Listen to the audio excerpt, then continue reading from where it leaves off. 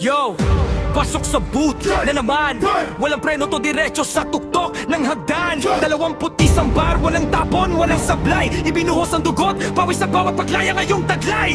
Una pa lang ng pagtapak, alam ng delikado. Mga kalaban nagtago, nanginginig ang mga banta mo. Pangalawa, bitbit ko ang bagsik ng tagalunsod. Pangatlo, sa mikropono wala makatapato, susunod.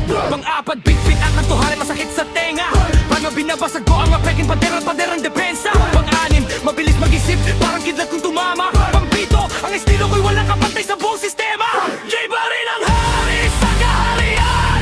Jay pa rin ang hari sa kaharian. Walang atras, walang iba. Ako to, hanggang dulo ng digmaan.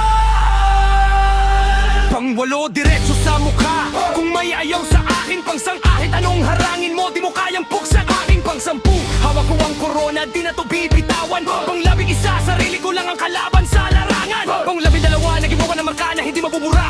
Pang-lado, tumatago sa linya ko sa inyong mga tainga. Pang-labing apat, walang script, puro tunay at diretsahan. Pang-labing lema, binigyan kayo ng leksyon sa kahirapan. Pang-labing anim, umukulo ang dugo sa bawat tutog. Pang-labing pito, sa balag kung sigurado kayo'y mapupugto.